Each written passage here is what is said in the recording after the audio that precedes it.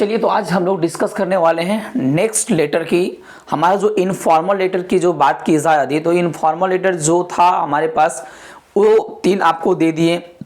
3 के बाद आपको बहुत सारा जो भी डॉट होंगी वो आपको दिया जा चुका है वहाँ पे फॉर्मेट। इसीलिए उसके फॉर्मेट का मतलब होता है कि फॉर्मेट यदि आपके पास है तो आप बाकी लेटर्स को आप आराम से लिख सकते हैं। तो वो इनफॉर्मल लेटर जितना भी था आप उससे बेसिस में उसके ऊपर आप आराम से लिख सकते हैं। सिर्फ आप क्या करेंगे, जो इनफॉर्मल लेटर का फॉर्मेट मैंने दिया उस फॉर्मेट को क्या कीजिएगा, कॉपी में नोट डाउन कर दीजिएगा, ताकि बाद में कभी भी अगर भूला हुआ टैब का लगे तो उसको निकालिए और देखिए कि क्या क्या फॉर्मेट में दिया गया था और कैसे उस चीज को हम फॉलो करेंगे। आज हम लोग जो डिस्कस करने वाले हैं वो फॉर्मेट ऑफ फॉर्मल लेटर। इसके पहले क्या था, इनफॉर्मल लेटर। आपको पहले भी बोले थे कि इनफॉर्मल लेटर जो होता है वो क्लास 8 से लेकर मतलब 5 से तो ऐसे स्टार्टिंग होती है, बट ज़्यादा जो अर्जेंट जो ज़रूरत पड़ती है वो क्लास 8 से लेकर के 10 तक के बच्चे की पड़ती है। अब जो हम लोग डिस्कस करने वाले हैं फॉर्मल लेटर के बारे में, तो फॉर्मल लेटर जो होता है, तो ये जो लेटर फॉर्मल है वो उनके लिए होता है जो क्लास 12th में भी फिलहाल पढ़ रहे हैं, और ये सीबीएसई के लिए बहुत ही ज़रूरी है, और क्लास 12th के बच्चों के लिए। 10th जो जैक वाले बच्चे हैं उनके लिए भी ये क्वेश्चन पूछा जाता है। अब तो फॉर्मल लेटर को ही पहले कर दिया कि नहीं, फॉर्मल लेटर ही पूछा जाएगा। पहले इनफॉर्मल लेटर आता था, अभी दोनों डाल देता मिक्सअप करके कि यदि आप इसको जानते हैं इसको बना सकते हैं, अदरवाइज आप फिर इस लेटर को आप बना सकते हैं। तो दोनों ऑप्शन वहां पे रहती है। लेकिन जहां तक बात की जाए 12th की और सीबीएसई क्लास 10th की बात की जाए, सीबीएसई क्लास 12th की बात की जाए, तो उसमें एनी हाउ आपको जो पूछता है वो क्या होता है, फॉर्मल लेटर ही आता है। तो फॉर्मल लेटर में 3-4 तरीके से जो लेटर होते हैं उन सभी को पूछा जाता है उसमें बारीकी से। तो चलिए, आज हम डिस्कस करने वाले हैं सिर्फ और सिर्फ फॉर्मेट के बारे में कि कैसे हम किसी फॉर्मल लेटर को लिखने का काम करेंगे और कैसे हम किसी फॉर्मल लेटर को इजी वे में लिख सकते हैं।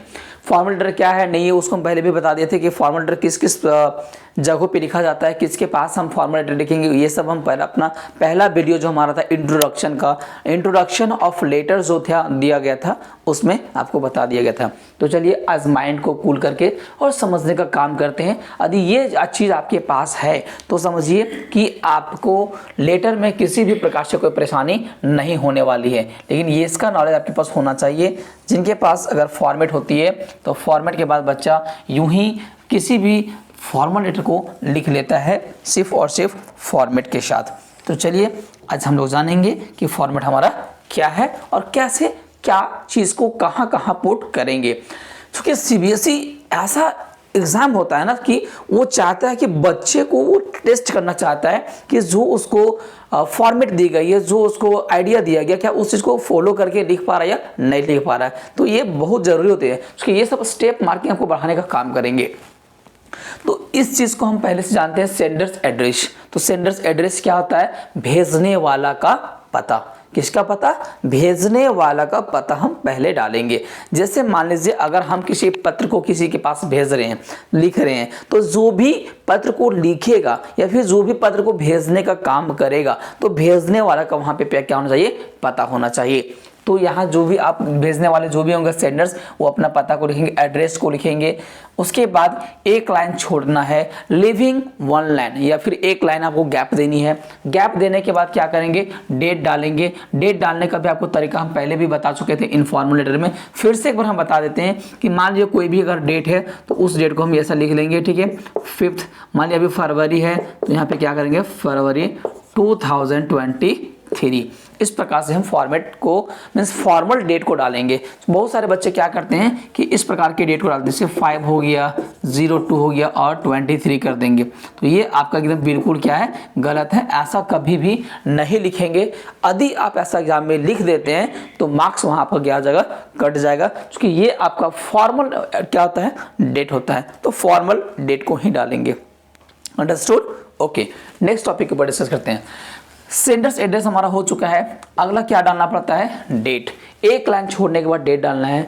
जैसे हम डेट को डालते हैं, डेट के जस्ट तुरंत एक लाइन बाद हमें क्या करना पड़ेगा, रिसीवर्स एड्रेस को डालना है। रिसीवर्स एड्रेस कहने का मतलब है जो हमारा लेटर को रिसीव करने वाला है, जिसके पास हम लिख रहे हैं। तो स्टार्टिंग में सेंडर्स हो गया, नीचे क्या है रिसीवर्स है। तो सेंडर्स मतलब जो भेजेंगे और हमारा पत्र को जो रिसीव करेगा तो उसे क्या बोलते हैं, रिसीवर बोलते हैं। तो जो रिसीव करेगा उसका पता डालेंगे, तो उसका पता क्या होगा वो तो मुझे मालूम, हम लोग को पहले से होता है कि उसका पता क्या है, या फिर क्वेश्चन में मेंशन किया हुआ रहेगा कि हमें किसके पास पत्र लिखना है। तो रिसीवर्स एड्रेस हो गया।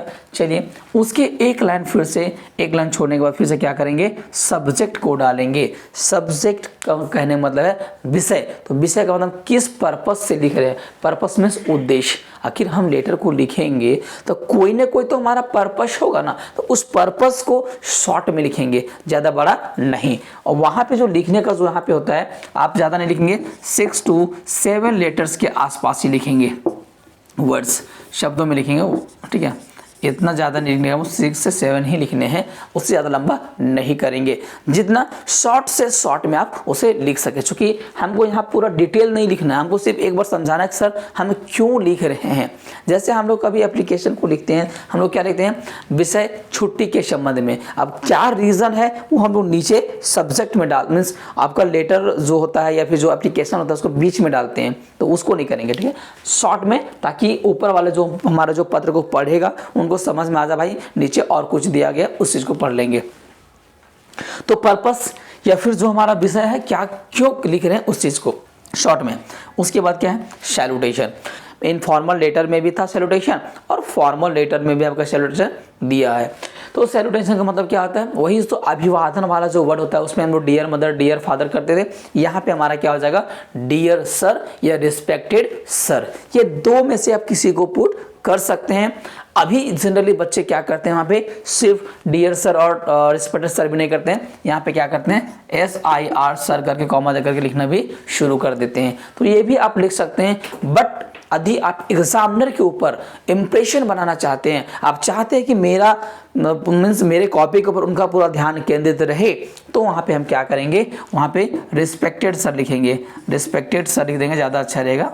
तो ये आपका यहाँ रिस्पेक्टेड सर कर देंगे, ज़्यादा अच्छा था, ठीक है। तो यहाँ पे हम सैल्यूटेशन में क्या करेंगे, रिस्पेक्टेड सर करेंगे। डियर सर भी कर सकते हैं, वो भी गलत आपके लिए नहीं है। तो डियर सर, अभी चूंकि डियर सर भी बहुत लोग लिखना शुरू कर दिए हैं।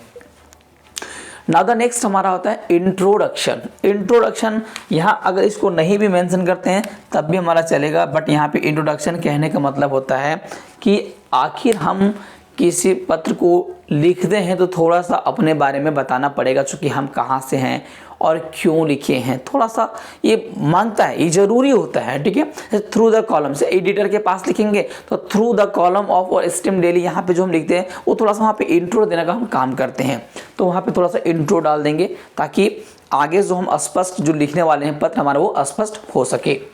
नाउ द नेक्स्ट हमारा क्या है, body of the letter. Body of the letter means पत्र लिखने का खास कारण क्या है, जिसको हम लोग बोलते हैं reason of writing the letter, ये भी आप बोल सकते हैं। तो ये डालेंगे। उसको डालने के बाद अब क्या करेंगे, एंडिंग। Ending means conclusion. अब लास्ट में हमें क्या करनी पड़ती है, एक छोटा सा कंक्लूजन भी डालना पड़ेगा। कंक्लूजन इसलिए डालना पड़ता है कि जितनी मैटर को हम वहाँ पे लिखे, थोड़ा सा लास्ट में कंक्लूजन डाल के रिक्वेस्ट कर लेते हैं ताकि आप यथाशीघ्र हमारी जो भी परेशानी है उसको आप निवारण करने की कोशिश करें। इसके लिए हम पूरे जो भी ग्रामवासी है, या फिर मैं अपना खुद से, अगर आप सिंगल बताना चाहते हैं सिंगल भी बोल सकते हैं, ग्रामवासी बोलना चाहते हैं ग्रामवासी भी बोल सकते हैं, तो इनके लिए वहाँ पे एक कॉमन सा कंक्लूजन होता है। कंक्लूजन लिखने के बाद क्या करेंगे, एक लाइन छोड़ने के बाद सिग्नेचर करना भूलेंगे नहीं। सिग्नेचर किनका होना चाहिए, जो सेंडर्स है, मतलब जो भेजने का काम कर रहे हैं उनका यहाँ पे क्या होगा, सिग्नेचर होगा विथ डिजिग्नेशन। यदि आप कोई हेड मुखिया है या सरपंच है या कुछ और है, प्रिंसिपल है या कुछ और जो भी हो, ठीक है, अगर आपका डिजिग्नेशन दिया हुआ है तो आप यहाँ पे डिजिग्नेशन भी डाल देंगे, और नहीं दिया हुआ है तो डिजिग्नेशन डालने की जरूरत नहीं है। अगर इस प्रकार से हम प्रॉपर फॉर्मेट को फॉलो करते हैं तो हमारा फॉर्मल लेटर जो होता है वो बहुत ही इजी वे से लिखने में सक्षम हो जाते हैं हम लोग, और कभी भी दिक्कत नहीं होगी। तो सिर्फ फॉर्मल अगर लेटर को लिख रहे हैं तो उसके हम फॉर्मेट को जानते हैं तो हमारा फॉर्मल लेटर यूं ही आधा से ज़्यादा सटीक भी हो जाएगा, सही भी हो जाएगा और मार्क्स भी आपको अच्छे मिलेंगे।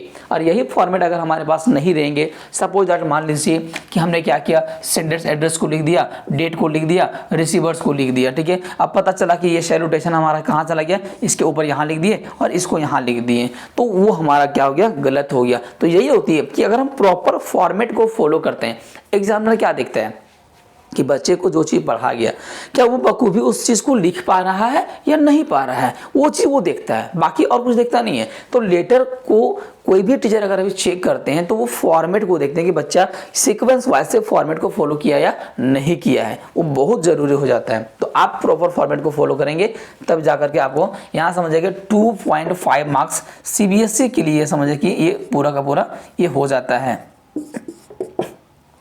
अगर आप प्रॉपर फॉर्मेट को फॉलो करेंगे तो CBSE आपको 2.5 मार्क्स सिर्फ इतना से इतना तक लिखने को दे देता है। बाकी आप कुछ लिखें या ना लिखें उससे मतलब नहीं है, लेकिन आप अगर फॉर्मेट को सिर्फ लिख देते हैं तो आप 2.5 मार्क्स आपको कहीं नहीं रुकने वाला है, वो आपको पूरा का पूरा मार्क्स दे करके जाएगा। तो समझ सकते हैं कि इसमें कुछ ज़्यादा लिखे नहीं है, फिर भी हमको 2.5 मार्क्स मिल चुके हैं।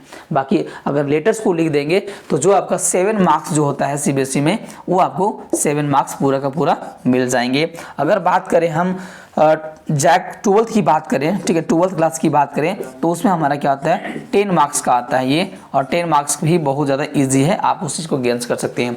अगर हम 10th की बात करें, अभी जो हमारा एग्जाम बोर्ड एग्जाम होने वाला है उसमें भी ये 10 मार्क्स का ही पूछेगा, तो आप इस चीज़ को चाहे रट लीजिए या फिर इस फॉर्मेट को आप फॉलो कीजिए, जैसे भी करना है आप कीजिए, क्योंकि वो एग्ज़ाम अब आपका दूर नहीं है।